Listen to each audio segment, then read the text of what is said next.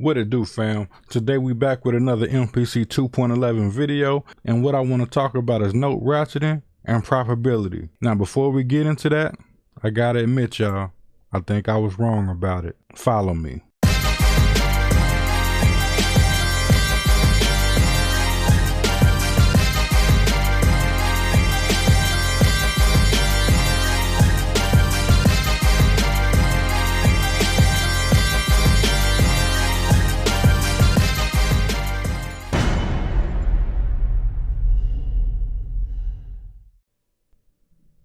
Alright, so I got a project open I've been working on. I think it's a pretty cool project. Some of the stuff that I'm normally working with, laid back, chill kind of sound. It's probably a little complicated. It's got a lot of switch ups, a lot of moving parts in it, but I think it's a pretty cool beat. Now let's talk about note ratcheting and probability a little bit. I know I said that I felt like this is something that I probably wouldn't use very much, but as I've got to experiment with it more, I found that it is actually very, very powerful. And I'm starting to like it a lot. It's really growing on me. The first few times I wasn't really feeling it as much, but now I think it's going to be something that's definitely going to be a permanent part of my workflow. And so I got a drum program here, and I am using note probability in this drum program. Let's go ahead and jump into the grid view real quick. Now, as you can see on the grid view, for the most part, I got a very steady hi-hat pattern right there. Now let me show you both the MPC and the controller mode at the same time. Again, so note probability is now at 100. I have the drum program solo. Just listen to the hi-hat pattern.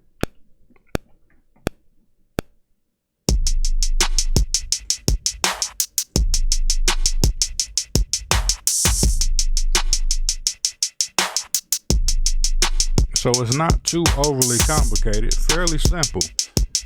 But what I found out, if you adjust this note probability, I took it down to about 75%, and it gave it an immediate groove that I absolutely fell in love with.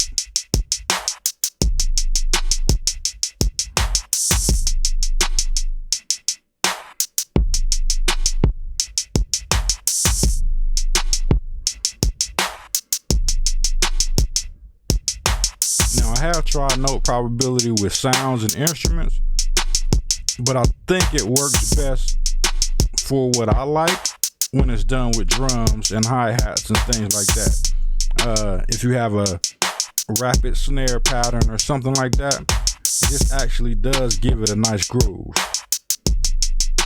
Now the more you lower your note probability, the less likely it is for the notes to play. And it goes down by percentages.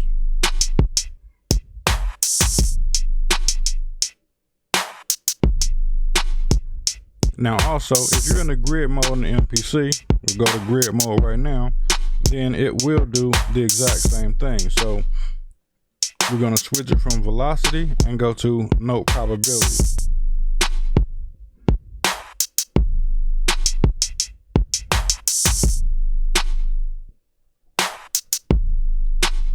Now, if I switch it to the MPC screen, you can see when we go to our note probability slots, we get an actual percentage, so you can adjust it a lot more precisely. Now again, I want my notes roughly at about 75%. That's where I like it at. Now let me unsolo this and play it all together.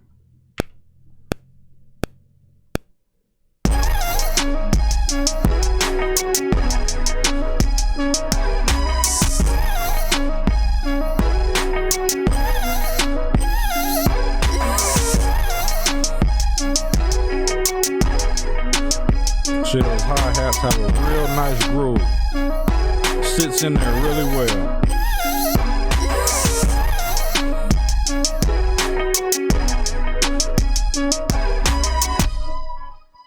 Now I want to go into note ratcheting just a little bit. So further down into the song, I have a section with a lead that comes in. And on this lead, I use a little bit of note ratcheting to try to transform that lead into a little bit different of a melody. And I found out some interesting things about note ratcheting that I actually like. So now I'm in this lead part. It's like a guitar lead. I did use note ratcheting on this part, and what I've discovered, because I thought that it just took notes and changed it into different types of notes, but that's not exactly what it does. What it actually does is takes each note that you're using note ratcheting on and divides it by equal parts across the entirety of the note.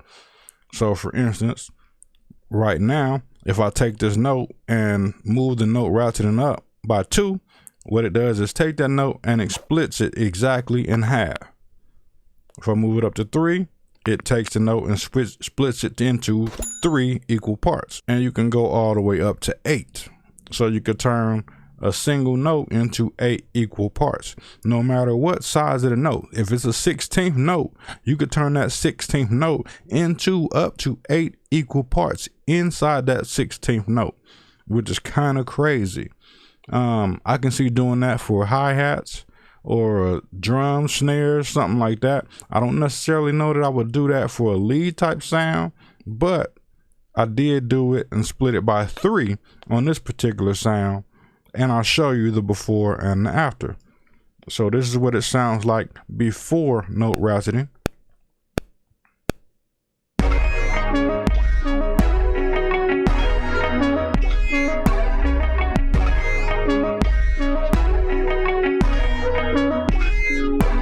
Now let me bump the note ratcheting up to 3.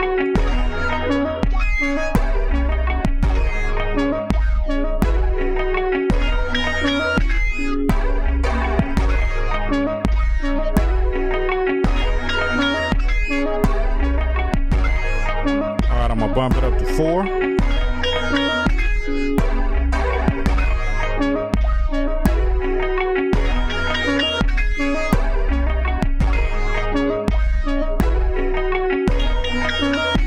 Let's go all the way up to 8. See what it does.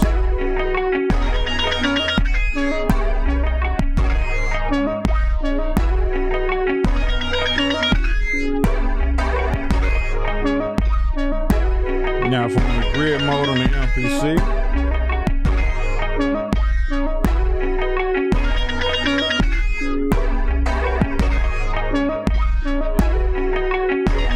you can see the exact same thing.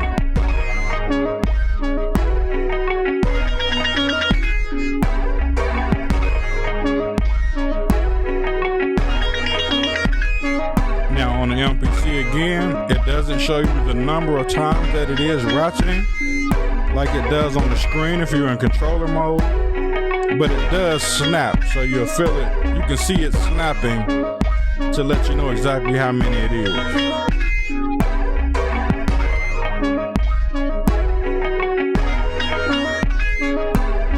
So at this point, I am definitely willing to admit that when it comes to note probability and ratcheting, I was 100% wrong. And this is definitely something that I'll be implementing into my process a lot more, because it adds a different feel that I don't think you can get normally. Yes, you could play the notes out, but when you play with note ratcheting and probability a little bit and leave it up for chance, it does seem to give it a nice groove, especially with hi-hats. Because if you do it with hi-hats, the randomness gives it something different every time it plays through. So it's always going to be fresh to the ear. So that right there in itself is something special when it comes to the way that I think about it. And it's totally changed my perspective on it. Now that I've got to play around with it a little bit more, and to be honest, when everybody get their hands on this and starts messing around with it, I think you're really going to like it a lot. Until the next video, I'm out. Make sure you look for me on the 23rd when it's dropped. It's going to be a marathon, and I'll see y'all on the next one.